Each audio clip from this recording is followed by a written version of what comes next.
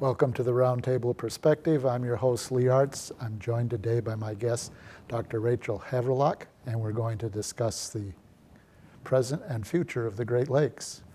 Dr. Rachel Havrelock is a professor of English at the University of Illinois at Chicago, but importantly, she also directs the Freshwater Lab, a unique environmental humanities initiative focused on the Great Lakes and environmental justice, which is today's topic.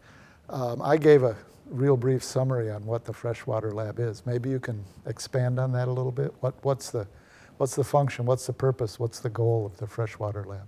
Yeah, so I looked around the landscape around 2015, and I was really asking myself, who's working on the social dimension of water?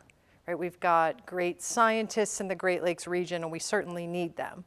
But of course, the nature of water and our experience of it isn't only a question of science. It's also a question of a whole host of economic, social, political decisions. And so what I really wanted to investigate is who's making those decisions, how are they made, who's involved, and then who reaps the benefits and who bears the burdens. So that's our definition of environmental humanities. It's really thinking about the whole range of relationships that people have with water, all the ways that water impacts communities, and where can we right that relationship when things go awry. You talked about environmental humanities. It's kind of interesting to me that when they said you were an English professor, I thought we were going to talk about English literature, creative writing. How did you get interested in the question of water as a background in English? Yes, well, my interest in water really goes back farther than my studies. I grew up in Detroit, Michigan, and I never met a body of water I didn't want to jump into and swim. So I've really always been drawn to water on a very deep level. My early research was not first on the Great Lakes, but I actually wrote a book about the Jordan River, the one in the Middle East, Yes. right? The Holy Jordan River. And the 10 years that I spent researching the Jordan, I really watched a river holy to more than half of humanity dwindle. And so I asked myself, who's working on this, right? What kind of peace-building initiatives exist to try to bring back such a significant river ecologically and historically? So as I was finishing up my work in the Jordan, I thought, in the Middle East, I know where every oil pipeline runs. I know every mayor and their relationship to water. What about the Great Lakes Basin, where I grew up, where I currently live? And so, yes, I am absolutely a professor of English, and I love literature and film and television that deals with water, and I think that those artistic representations have a really important role to play. But my interest in the Great Lakes has much more to do with the kind of stories that people tell that define their relationships to the water.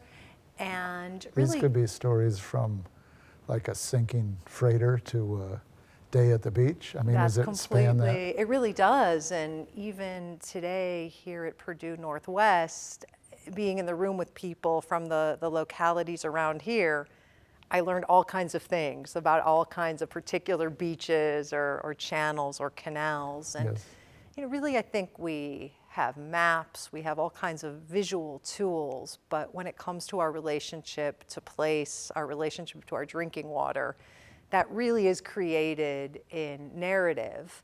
And I really wonder what kind of collective stories might we tell as a region that highlight the fact that we have tremendous shared interest in the health of this water. All of the states that surround the Great Lakes, plus Canada.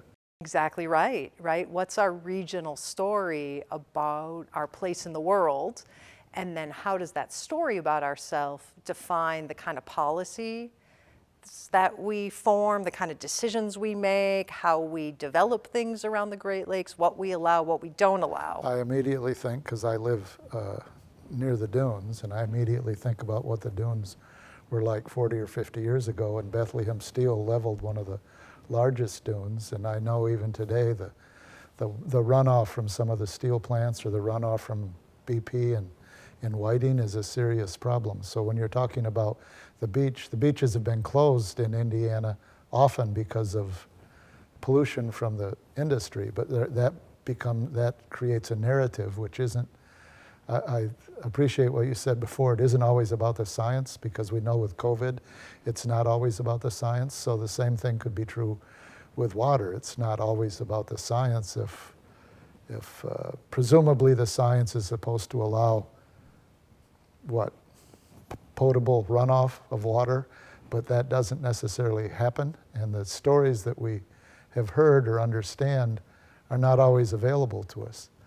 Yes, it's absolutely true, and there's a few dimensions to what you're saying. The first thing is when the steel mills or BP Whiting leak, it is very rare that anyone hears that story. Yeah.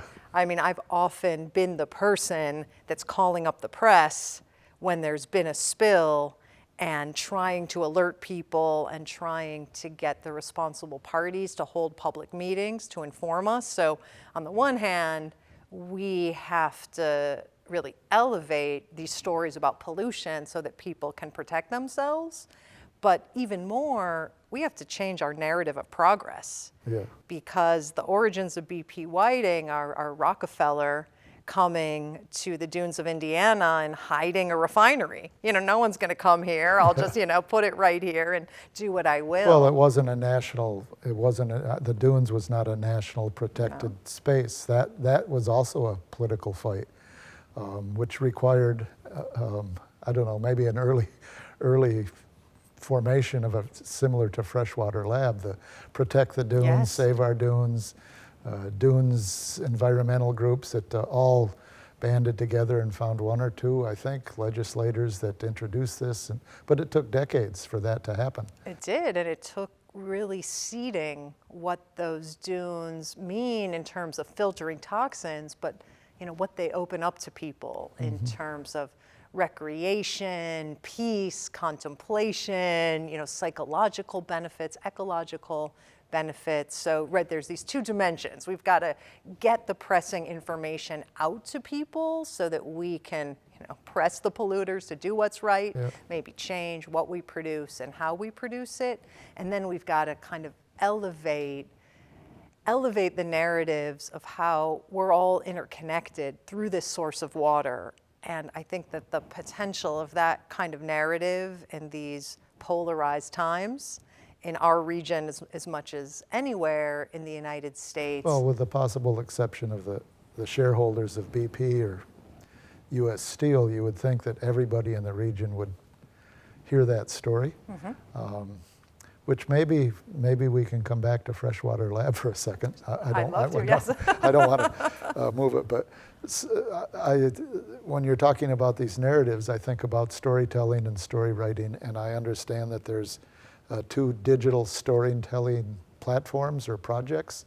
Maybe you could talk about those. The Backward River and Freshwater Stories, they're both addressing things. Is this part of your attempt or the Freshwater Lab's attempt to have stories that are accessible to people so they have a different appreciation? Absolutely right. So we go out with the team and we meet with community groups, with leaders, with youth, with elected officials, all kinds of people engaged in water issues, and we translate that into these digital platforms that use podcasts and audio vignettes and good old-fashioned narrative, as well as a lot of interactive components, in order to elevate these stories and to get people, in abbreviated form, the kind of actionable information that they need to protect themselves and to protect this region. You think about this whole region from Hammond to Gary, there's a lot of industry, and you drive by and you say, oh, that's industry, but we don't really know what they're doing or who's monitoring or what the consequence of whatever the production process is, and that can be threatening to human life. It really is. I mean, the industry around here hides in plain sight. We see it, and we are used to thinking it thinking of it in terms of jobs, and I, of course, support that very much, but there's a necessary shift. This is... Well, you could even have more people doing the job of monitoring the discharge from the plant. It's not like that. It's not like having some environmental regulation is preventing jobs. In one sense, it could create many more jobs to make sure that the beaches and the water is... And, right, when those waste streams come, we can also intercept those minerals and those toxins, right, those components of energy, and we can make new things out of that. Yeah. So this is part of the Water Belt vision, is a kind of a reindustrialization through reuse and recycling. Like, we're used to dispensing with waste, and exactly where we're sitting is a place where there's big money in storing waste and moving waste, but we need to start mining that waste for valuable elements to be the building blocks of our reindustrialization. So is that one thing that Freshwater Lab does? Yes. Suggest policies, including reusing or recycling? So that's what we're working on. Our big project right now is thinking about bringing water recycling to this region. Water recycling is really growing in the American West because of the drought. What does that mean, water recycling? So if you think about like washing your hands, right? The water comes from Lake Michigan, it's treated, you use it once, goes down the drain, it's gone, that water's treated like waste, never used again. Oh, it doesn't? I always thought it went through some waste plant, got cleaned up, and then pushed back to the lake. No. Where does it go? Where does it go? Well, in our case, if it goes down the backward Chicago River or Calumet, it ends up in the Gulf of Mexico, believe it or not. So we are paying all this money and burning all of this energy to move water that we call waste all the way to the Gulf of Mexico. So now, right, but we have parts... Does that have an impact on the rivers and streams before it gets to the Gulf of Mexico? Just ask St. Louis, right? They're flooding because of it. There are harmful algal blooms, and there's a dead zone in the Gulf of Mexico that's about the size of the state of New Jersey, that has all that phosphorus and nitrogen from our waste. It's from here, it's from the Great Lakes. Yeah. Yeah. Not only, right? Also, all of the agricultural lands are contributors, but we are, our energy footprint to move water that far is really, really high.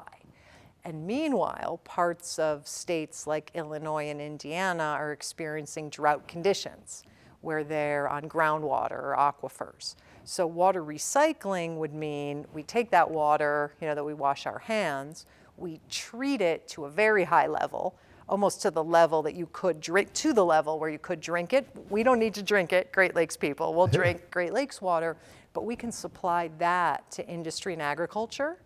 And so that can help groundwater to recharge. And why would, again, this is a story you're telling, but there's also some scientific basis to this. Why would anyone be opposed to that system of, rather than just dumping it, having it go down and causing problems for St. Louis and the Gulf of Mexico? What would be the arguments that this is not advisable or practical or economical? What would be the arguments? Well, you must have heard them. No, I have heard them. I have heard them. Those arguments are waning a little bit because water recycling is now a U.S. priority in the West. So the West is moving quickly. California, Arizona, Texas, they're all implementing this. For drought reasons. Exactly. But nobody's thought about the Great Lakes because they think water's not their problem. So great, water's not our problem, but water could be our asset. So most of the arguments against it are quite localized because cities on Lake Michigan will tend to sell water to suburban communities, and those communities sell it to other municipalities around them, and there's a lot of markups. So oftentimes municipalities stand in the way of this because they don't want to lose that revenue.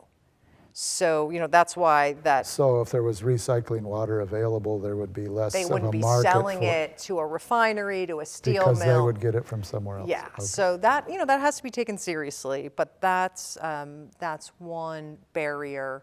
Another barrier people talk about is what they call the yuck factor, that if people think about it too much, right, it causes a kind of a feeling that that's gross. But at the same time, like cities like Minneapolis, St. Paul, they treat the water, they release it into the Mississippi, they drink that water. I mean, we've got the technology to overcome the yuck factor. And, but really the main arguments against it are just that no one's thought of it before. So it's, again, a place where coming in with this new approach, this new narrative. And where did this come from? I mean, it didn't come from your English background. It didn't come from my English background, right? I told you I spent a long time studying the Jordan River. Okay. So I learned all about water recycling in the Middle East. The state of Israel recycles over 90% of its water for agriculture. So it was really studying in a drought-stricken region where I started learning about these water-saving technologies and started adapting the idea to be something that could be a moneymaker and a way to really kind of seed a form of closed-loop reindustrialization here. I noticed a few years ago there was the salmonella on lettuce.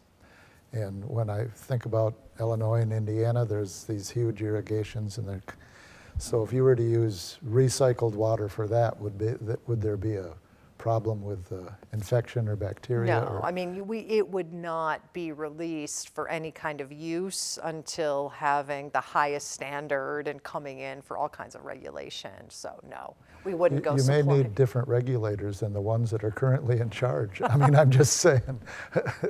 I mean, one of the things EPA says they monitor BP, and they do, and BP always pays the fine, but it's pretty much a cost of doing business. I mean, let me try to remember what year that was. I want to say it was 2014. Must have been 2014 when there was that big spill from BP Whiting into Indiana. And a group of us waited months. It happened in March. We didn't get a public meeting at BP until August of that year. And when we were at that meeting, we were told that BP was going to do its own study about the impacts to Lake Michigan. And I was at an event at the Whiting Beach. That must have been 2016. And I found all of these congealed tar sands, there on the beach. So, yeah, I mean, definitely on the coastline of Indiana, I would say industry calls the shots more than the EPA. Yeah. When you talk about the Freshwater Lab making a difference, what is the potential for them, the Freshwater Lab, and the publics that you reach, to have an impact on how lobbyists and donors and legislators are making the rules that don't seem to always prioritize public safety or even public recreation, for that matter? How does the Freshwater Lab aspire to have that kind of effect? Yeah, it's an uphill battle, exactly as you say, but the really powerful thing about water is that it is one of the last things that belongs to the public, right? The Great Lakes are our commons. We are all common owners of them, along with other species and future generations. And there are so few things that have this kind of collective ownership while being owned by no one. So what the Freshwater Lab is really trying to do is to bring together all these constituencies around the lakes and to leverage these, it's called public trust. Like, it belongs to all of us. Our elected officials are intended to act as our There's trustees. arguments. I know I used to live in Michigan, and there was always arguments. It's my beach because it's on my property front. And so, and I don't think that you can roll into U.S. Steel waters or into BP waters either. You cannot, no. Even though the lake may be public, this part is not. This part is off limits. So how do you reconcile the public trust with private encroachment? Yes. Well, every commons. I'm not trying to. Yeah. Give No. you a hard These time. are the questions. Every commons always has to either deal with or fend off enclosures, And I know exactly what you mean. I even know people that if someone walks across their beach, they call the police. Yeah. And I have been thwarted from trying to paddle out to the waters around BP Whiting. So I definitely know of what you, I know of what you speak. And there are the forms that you mentioned as well as other forms of privatizing this water. And so the approach that the Freshwater Lab takes is one of remunicipalization. So if we're really thinking about asserting water under the public trust, that means reclaiming all of these enclosures rights and encroachment, for the public. And it's a heavy lift, right? It takes ordinances, it takes lawsuits, it takes organizing, it takes big events, it takes storytelling. It's bringing people together, but ultimately, these encroachments also come with pollution and other negative effects. So we can lose this possibly bright and prosperous future around the Great Lakes to all these encroachments, or we can bring, all of those, kind of takings of the public good back under a public umbrella. I like it because it's like a transition to have a discussion over what should be in the public realm anyway, not just water, but education, healthcare, transportation. There's lots of things that have already been encroached on and we don't think them in that way. But water is something that I think kind of can cut across that because everybody understands why you have to have it to drink and why you have to have it to bathe and why we need it for recreation and industrialization and agriculture and the rest. So it seems like that's a really potent place for the public to think about what's in the public's interest, which there aren't many places like that left. So that's exactly exciting. right. That's exactly right. Right. Water is life. We know that. Everyone can agree on it, and it is this kind of remaining front where we can still really advocate for the public good. We only have a couple minutes left. Flew. Yes, but I'd like you to talk a little bit about what do you think needs to happen? What few things need to happen to maintain or to develop what you call the water belt? Because I know there's states in the Southwest that say, well, it's part of the United States, so Great Lakes water should be shipped down to us, and I don't think they want the wastewater. But what things do you think that the Freshwater Lab has to make happen in order to develop this water belt? Yeah, great. So for the water belt to happen, first of all, we need affordable water rates, right? We need to peg the rates that households pay for water to income rather than, a set rate that falls as such a burden on low-income households. We also need to charge commercial users, those enterprises that make a profit for water. They need to be paying more than households do for water. They pay less than households right now, don't they? Yeah, I'm sorry. Yeah, so we need to get the money in fair and equitable ways. We also need to reconstruct wetlands. If we look where we are on the southern bowl of Lake Michigan, most of the wetlands have been decimated, and those wetlands are going to help us weather climate change and the fluctuating lake levels. And pollution. We also need to think about water recycling, right? More exactly as I said before, that's really key to conserving the lakes and making sure that we have ample water, for agriculture and our other enterprises.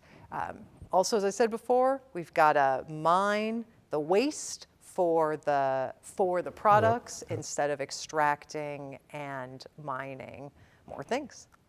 Well, thank you. I'm sorry we don't have more time. We could talk for another half hour, I'm sure, but that's all the time we have for this program. Thank you, Dr. Rachel Havrelock, for joining me today on the Roundtable Perspective. I'm Lee Artz. See you next time.